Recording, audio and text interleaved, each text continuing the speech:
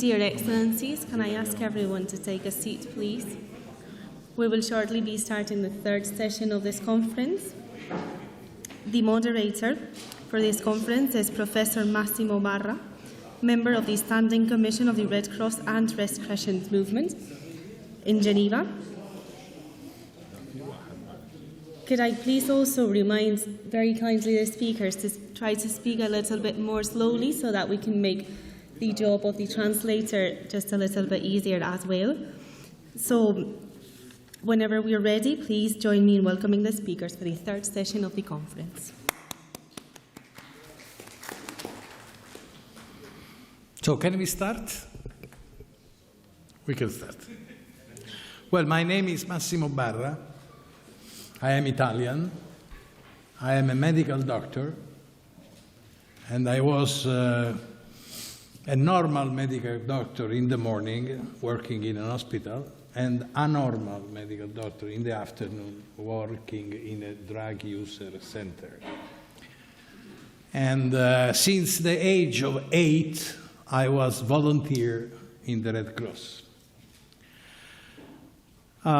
This morning I heard many words that are very familiar for the Red Cross. I heard the name of Henri Dunant. I think if we are here today, it's also thanks to Henri Dunant. Henri Dunant inspired, the founder of the Red Cross, a unique personality, perhaps crazy, because only a crazy man could create a movement like Red Cross and Red Crescent.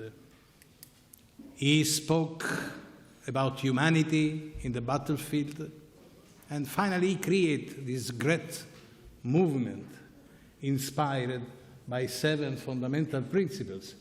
And General Demetrios this morning spoke about 4 of the 7 fundamental principles. The fundamental principles of Red Cross and Red Crescent were created, approved during the conference of Vienna in 1965. 1 week ago was the 50th anniversary. And in this world in which constitutions, law are changing every year, the fundamental principles of Red Cross are the same since 50 years and are so good, so important for all the humanity that nobody wants to change anything. Not only of the title of the fundamental principle, but also the explanation, because it is important, this explanation, for all the humanity. I heard also words that are familiar to me, like respect for diversity.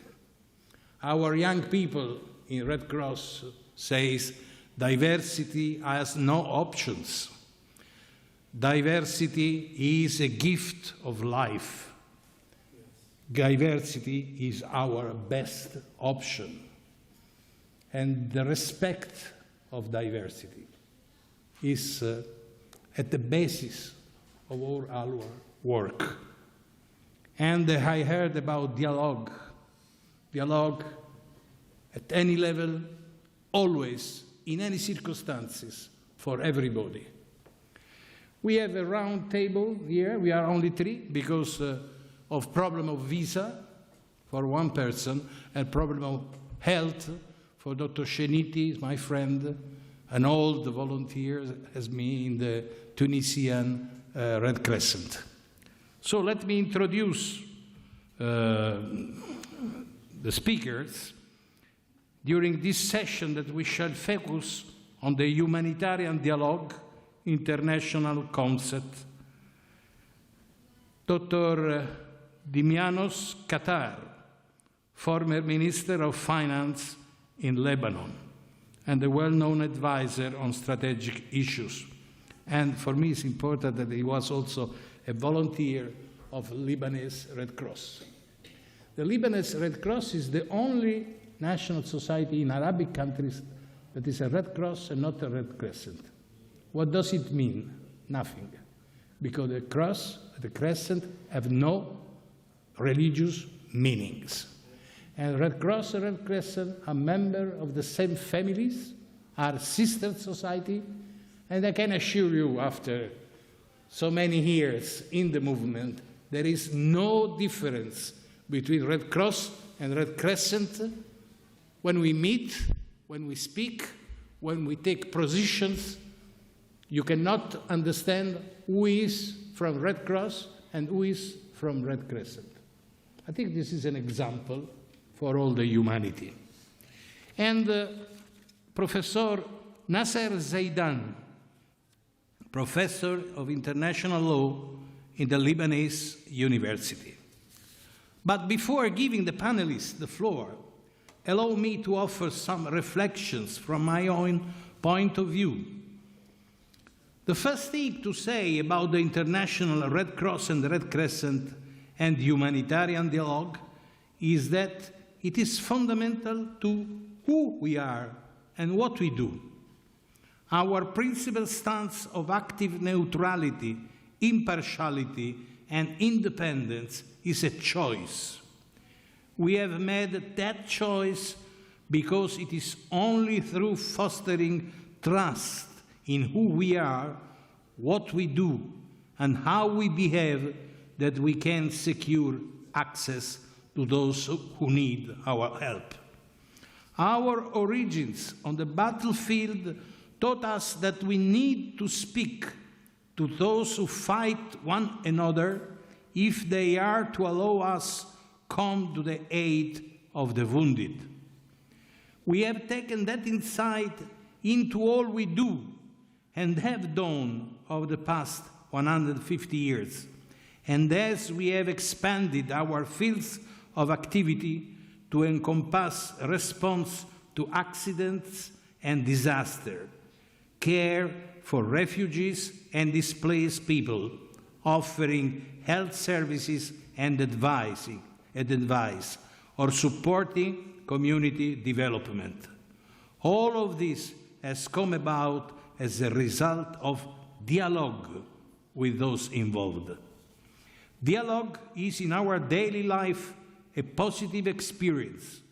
It is something we engage in when we wish to achieve agreement with our friends, colleagues, and families.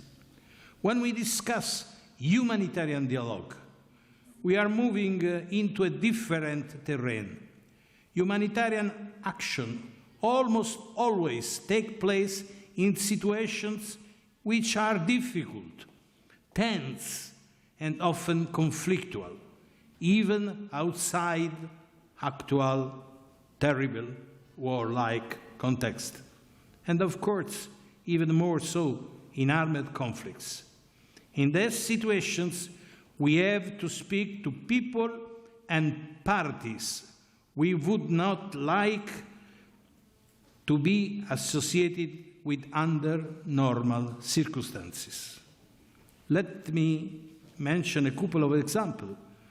Some of you will have heard of the white buses that were used to evacuate people from camps in Germany towards the end of the Second World War. This was an initiative of Count Bernadotte, president of the Swedish Red Cross, and he managed to rescue more than 30,000 people. In order to achieve that, he held a long conversation with Heinrich Himmler, an individual remembered as one of the worst criminals in history. But we had to speak to him. We would not have been able to carry on working in countries like Lebanon during the Civil War or Afghanistan without speaking to those involved in the conflict, regardless of what we might think of them as private individuals. In the ghastly situation that exists in the Middle East today, we have to speak to the government of Syria and with the various groups that opposes it.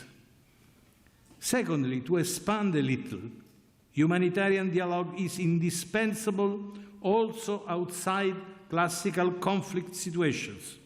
We cannot help individuals or communities without speaking with them. When the world was in the grip of panic over HIV/AIDS in the 90s, in the 80s, some people still are in a panic. We had to speak to those who had contracted the disease, those who were most vulnerable to it, and even more difficult, those who opposed helping the sufferers. At the time, the idea of speaking to homosexuals, prostitutes, and other people living in the shadows of society was not universally popular. But how could we help vulnerable people protect themselves if we did not have a dialogue? It is the same with, for example, people with serious addiction problems. We have to enter a dialogue with those who own the problem, if even they are not the easiest counterparts. Finally, and this is not the most visible aspect of the Red Cross and the Red Crescent movement, but perhaps one of the most important, the Red Cross and the Red Crescent is a forum for dialogue. Some of it takes place in public, as the forthcoming 32nd International Conference of the Red Cross and Red Crescent, which will take place here in Geneva in early December. That is essentially an opportunity for the movement to conduct a dialogue with states on common humanitarian concern. This year, these include international humanitarian law, sexual and gender-based violence, protection of volunteers and humanitarian staff, protection of health facilities, and a range of issues related to disaster response and resilience. Out of sight and in addition, there is dialogue going on through the 189 national Red Cross Red Crescent Society currently recognized internationally. Because of our reputation for neutrality and impartiality, people from countries and factions that are officially enemies are able to get together and discuss the scope for understanding about how humanitarian concern on either side may be met. So the Red Cross and Red Crescent is based on dialogue as an idea, a willingness to speak to those who matter in any given situation, and itself as a forum for dialogue. And we shall continue in the future that tradition. With that, I invite Dr. Kattar to take the floor and share his insight with us. You have the floor.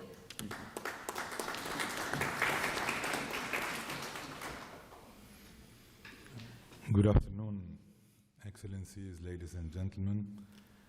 I guess we always welcome the former President of Lebanon and all the ministers, but I would like only to thank the volunteers who are here on a weekend in Geneva to support us and listen to us, and the interpret also, and definitely the organizers who insisted on having me speaking in English. I don't know why. So this makes a change probably for the translation. Usually you have a restricted time for a very short subject, but the organizer gave us so wide subject with a very restricted time. So we will try to summarize the ideas.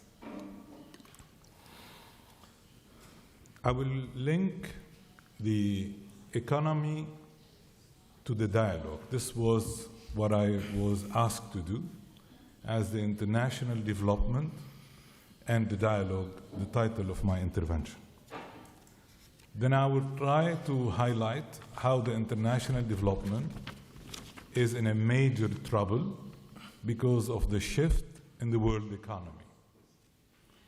And in these two poles, how our region could really be resilient for the shock of this shift, and the most important, how it could integrate through the dialogue more than a tool, as a mechanism, how it could integrate the balance between the two poles of the world economy.